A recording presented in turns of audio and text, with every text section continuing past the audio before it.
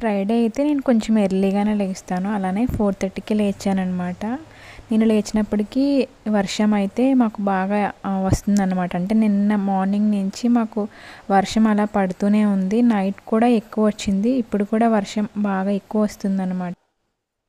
తర్వాత నేనైతే ఇల్లు తుడిచేసుకుని మాప్ అయితే వేసేస్తానన్నమాట. ఇలా నేనైతే లేచిన వెంటనే విష్ణు సహస్రనామం వింటాను ఎప్పుడు కూడా. అలా లేచిన వెంటనే విష్ణు సహస్రనామం వింటే చాలా మంచిది అండి. నేనైతే ఇలా విష్ణు సహస్రనామం వింటూ కూడా ఇల్లు తుడుచుకుని మాపు వేసుకుని ఇంకా బయట ముగ్గు వేసుకుని ఇంకా తులసి కోట దగ్గర కూడా వర్షం పడుతుంది కదా, లైట్గా చెమ్ము ఉంటే అదంతా కూడా క్లీన్ చేసేసుకుని ఇలా ముగ్గు అయితే వేసుకున్నాను అనమాట. అమ్మవారి పాదాలు వేసుకుని తులసి కోట దగ్గర అయితే ఫస్ట్ దీపం పెట్టేశానండి. ఇలా తులసి కోట దగ్గర అయితే పూజ చేసేసుకుని ఆ తర్వాత నేనైతే గడప దగ్గర కూడా 2 దీపాలు పెట్టి ఇంకా రాగి చెంబు కూడా పెడతానన్నమాట. ప్రతిరోజు కూడా మనం ఈశాన్యంలో రాగి చెంబు పెట్టుకుంటే మంచిది అంటారు. అందుకే నేను ప్రతిరోజు కూడా పూజ చేస్తాను కాబట్టి అలానే రాగి చెంబు కూడా అష్టదళ పద్మం ముగ్గు వేసి రాగి చెంబునైతే పెడతాను. శుక్రవారం అయితే ఇలా గుమ్మం దగ్గర అయితే 2 దీపాలు అయితే పెడతానన్నమాట. మనం చిన్నగా అయితే నేను ముగ్గు వేసానండి అష్టదళ పద్మం. ఎప్పుడు అయితే ఓరిపిండితో ముగ్గు వేస్తాను, కానీ వర్షం వస్తుంది కదా, సైడ్ నుంచి అయితే వాటర్ జల్లు అయితే వచ్చేస్తుంది అనమాట మాకు.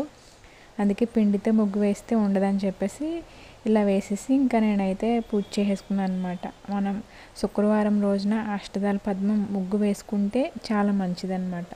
ఇలా అయితే నేను అమ్మవారిని ఇలా పెట్టుకుని అమ్మవారి దగ్గర పసుపు కుంకుమ పెట్టి 2 దీపాలు పెట్టి ఇంకా వెంకటేశ్వర స్వామి దగ్గర కూడా దీపం వెలిగించానమాట. ఇలా వెలిగించి పూజనైతే చేసుకున్నాను.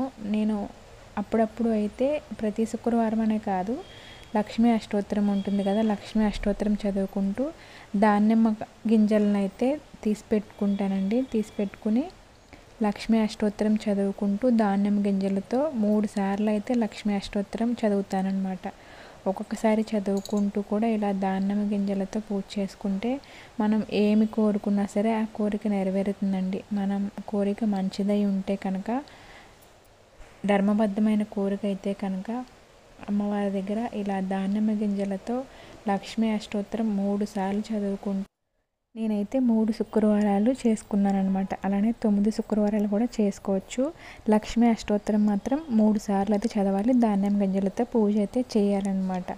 వీడియో మీ అందరికీ నచ్చితే మాత్రం ప్లీజ్ లైక్ చేయండి.